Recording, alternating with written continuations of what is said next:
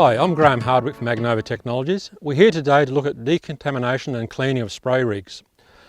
We'll be walking around this JD behind us looking at the key points and key areas which need to be focused on to have a good clean rig, and one that's not going to cause any issues with crop damage from going from one crop to the next, but also importantly to look at the MRLs and the potential MRLs you could be breaching by not cleaning and decontaminating correctly. The other point is we need to look at OH&S. Today we're going to look at good spray rig hygiene.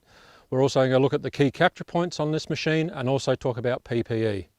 All Clear originally was developed in the UK for cleaning out spray equipment and also manufacturing facilities. In 2006, Agnova brought All Clear to Australia for Australian farmers to use for cleaning out their spray equipment. 2,4-D can be a real issue in some crops where crops are very sensitive to 2,4-D damage. We've shown, and on this graph you can see here, that All Clear DS takes out 98% of the residue out of the tank and out of the hoses. As we'll cover later on today, you'll see that filters are a key component and a key area where we can get contamination. This photo shows how All Clear DS will clear far superior to just using straight water. On sticky combinations like Hammer and Valol mixed with glyphosate, All Clear DS will give you a better result than any other tank cleaner on the market. I'm here today with Craig Day from Spray Safe and Save. Craig's a long-term grain grower and also a spray contractor. So we'll have a walk around this 4940 and just pick out some key points that need to be addressed when you're decontaminating a spray boom. Yeah, and for me, one of the most important things that growers can do is in the field, make use of the freshwater tank. Before you come back to where you do your cleaning out, try and pull this freshwater tank in 3 bites. And that will basically triple rinse the machine, leave any residue, the bulk of residue in the paddock, so you can then come back and start that cleaning process. I always treat these freshwater tanks as though they're contaminated. And if we do put some cleaning agent through the freshwater tank, it means as we drag that through the sprayer, we're getting it on the other side of those taps. So any dead ends where chemistry has come back against, it's a really good opportunity to get some real problem areas. I've seen a lot of spray jobs go wrong because there was contamination in this because a one-way valve's gone wrong or it's bled back through the system. Yep. Or it's been contaminated when it's been filled. Yep, in the transfer of pipes over here, yeah. Yep. So we're going to take a bit of a walk around and let's have a look. Okay. Let's go under. Let's go. Righto. So Craig, underneath this machine, what are we looking at? What are the key critical points that we should be looking at when we're cleaning and decontaminating a spray rig? Well, basically, when we're looking here, we've got induction coming in through here with chem and fresh water through a filter up in, and then we've got the tank sitting above us. We've got some dead end areas here which we need to consider. So in a decontamination process, I would drain the pump, make sure we've got all that clean, paying attention to where material's going to hang in hoses. We're going to have to put a fair bit of fresh through this system to get that clean there. If we look in under here also, we've got a dead end region here on the freshwater tank, which would be another trap area because that's got access to the chem side of it. Always consider that these sprayers underneath here, there's chemical all over this anyway because it's been out in the field. So safety first, put some gloves on, goggles on when you're under here because any of that dirt falling down is going to have chemistry in it and that can create some irritations to the eye. But anywhere where chemical's gone in this thing, we've got to chase cleaning material through it. So Craig, given that this is part of the chem transfer system, should we be triple rinsing this filter and cleaning this filter every time as well? For sure, and I'd also pull the body of the filter out and soak it in some of the All Clear to get that out of there, and make sure that there's no stuff embedded in the bottom of the cap, you know, where it's sort of running. So looking at that and any edges and crevices within that system. So with our fresh water side of the sprayer, and this doesn't matter whether you're running the sprayer, particularly if you're buying a second-hand sprayer, is treat the thing as though it's fully contaminated. So treat that fresh water tank, get it right.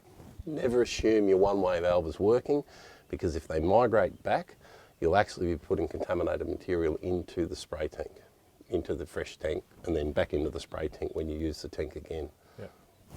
With potential crop damage or MRL issues. And you see it, like people will have a damage after the second load and it could be after they've pulled some fresh in or tried to do something and then they've contaminated the sprayer and it doesn't gel with what's happened with the sprayer.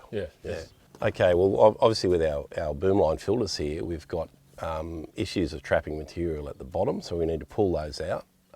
we'd be cleaning the inner with our cleaning solution, and also paying attention to where these bungs go in the bottom, because they're a really good trap area for material, and it can really embed in there like concrete nearly, and then it's an area for that chemistry to come back out. This is a trap. The more you pull these filters apart, the more you're going to have O-ring issues, so you need spare O-rings, you know. Yep. Especially on a filter like this. We've taken this one off, we put it back on. We need to walk back here with water coming out of the sprayer just to make sure all our O-rings are sealed, because you won't see this one leaking from drive. We can look down in there. Yeah, there's a lot of rubbish in the bottom. You can see all the rubbish in the bottom, okay. Other areas of concern of any of these sprayers, well, obviously this is an inch plumb sprayer, so when we're doing the decontamination and flushing out, we will have the pressure up a bit. We want to get some water flowing through these pipes. Yep. These are big pipes, so you know, areas like this, you know, we want plenty of cleaning agent to go through that, so you want the sprayer under a fair bit of load. Yep. We'll come to the decontamination process probably a bit more detail later. But all these taps, I'd be actuating them, just rolling them around into the cleaning solution. So we're getting both sides of it. Yep. Okay, makes sense. there. Okay, Craig, we've moved out on the boom now. What are the key points we should be looking at here with the nozzles? Okay, well, out here at the boom, let's start here with the dead ends. So any material that's left in the sprayer can settle. These dead ends are a real trap area. So depending on formulation type, your SCs, dry flow, like wettable granules and all that, can tend to aggregate here, especially when you've got an area from the last nozzle to that point there. So pulling the caps off, making sure we've got no residue stuck in there, and flushing the boom to get rid of that gross residue before we even start the actual cleaning process in there. When we do a full decontamination, we've got the material going through the spray. We'll decontaminate the nozzle we were using, but with this All Clear's detergents and that in it, now at that stage, while still got cleaning agent, we need to rotate all those nozzle bodies. Coming out along the boom, we've got our valve sections out here for the different sections. We've got 3 sections here in this bank, and there is another dead end area there. So lots of flush water going through. This is really critical to get that. Now when you're doing that flushing, bring the pressure up. Don't just flush at 2 bar. Right. We want to flush this sprayer up around 4.5, 5 bar. So we've got lots of fluid going through this. It's inch plumb. There's lots happening here. So we've got to make sure we've got a lot of friction water. And there's a lot of volume as well. If we have trouble getting the end caps off here, as a minimum, drop this end nozzle. Better still, probably fit valves at the taps. end. Yeah, you know, for the cost of the taps, this could save you a lot of drama, you know, in that situation. I'll just ease that off. As we look in here, the importance of rolling those around, because we've got a build-up of dirt, but also there is some residue of chemical there. Yeah. So I tend to, while the cleaning agent's going through and you're doing that flush, would be walking along and rotating these around and holding them at the different positions, okay? Yeah, again, having some spares here for O-rings when you go back together. The other thing I'd pay once I've got that off is let's pay a little bit of attention to our diaphragm check. And if people have left, you know, atrazine and diuron and stuff like that in the sprayer overnight, it'll really start to build up in here. And that's the trap area then. That's where your group Bs are going to get caught then, and then you'll potentially pull them out of these areas. So that's something you should crack off every time. Oh, yep. Take out, have an inspection. And we've got that whole body off there, and you can see how much fluid that just retained there when I pulled that off. It just kept running from that point. So there. So when we are in the cleaning process, and we're talking about these motor valves here, which are our section controls, we've got the sprayer running. Turn sections off so that we're at 5 bar. We've got it running up. Then we want to turn sections off to pulse these lines a bit to get all this pipe moving. You know. Yep. So we've got an 80 mesh filter there, I suppose. It's got a build-up of scum material on there. We have got boom line filters on this sprayer. If they're not blocking up, sometimes I question, do we need these? But if there's issues with water, like glassy bore water and that, sometimes that's just a further protection. Right. These O-rings don't last forever. They get a bit soft and they draw a bit of chemistry into them. Now this is a little air induction jet, so we should be able to pull the back out of this jet. And obviously it's a big job to clean all these, but there'll be material in here that needs to be considered. Now these nozzles also have a little O-ring in them, but you've got a contamination, you know, area there. So I'd be pulling those, soaking those in some all clear, a dilution in a jug. A little bit careful about soaking nozzles like this in a straight bleach solution, because I have corrupted nozzles overnight. I've left them in bleach and I've blown them apart. Okay. The more you clean that with the cleaning agent, the more it's going to work for you, as opposed to getting trapped up with dirt and being a real drama. Okay, Craig, we're standing here at the end of the boom for the fence line jet. The solenoid for the fence line jet's taking it out of the main boom line, and there's 6 metres of pipe there that's potentially, if you do not activate that during a cleaning process, could still have the old chemistry in it. Not only that, is you might think you flush the boom. Yep. If you haven't activated that and we fold up, can that potentially migrate back if there's a fault in this system, or it's just an access point? So go out spraying next time, we haven't flushed that, you turn that on, there's going to be material that's going to end up in the wrong crop. So Craig, we're here at the pivot point in the boom, and I've seen some situations where this has been a damaging point for hoses. Do you want to run through this one with us? Yeah, well look, hoses don't last forever, so if they lose their integrity, they can actually delaminate, and you can get chemistry getting stuck between the inner layer and the outer sheaths. And if that's been acted, it'll crack, and then that material can just migrate around. I've seen hoses blister, all sorts of things happen with hosing. Now, periodically look along your sprayer, because everything when the sprayer's new has been zip tied up and all nice, but as the pipe loses some of its integrity, it can tend to squash in and lead to a bit of a restriction. And if that's at these pivoting points, that's a working area where that hose can really get degraded on the inside, and you cannot tell.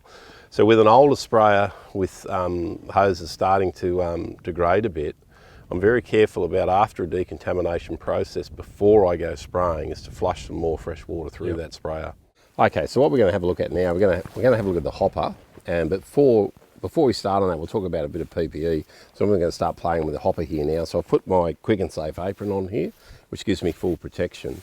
Now, if you are decontaminating a spray unit for going into a sensitive crop, depending on the chemistry and the crop you're going into, consider that all the outside surfaces of this sprayer have got chemistry on them as well. My preference when I start looking at a hopper is to start with putting some water and cleaning agent in the actual main tank, then purging it back through the hopper, rather than putting the cleaning agent through the hopper and into the sprayer. Because if I do that, I'm only going to force more dirty material into the sprayer.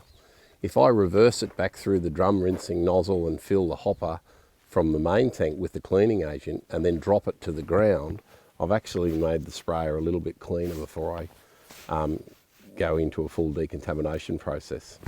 So I'll just pull the hopper down.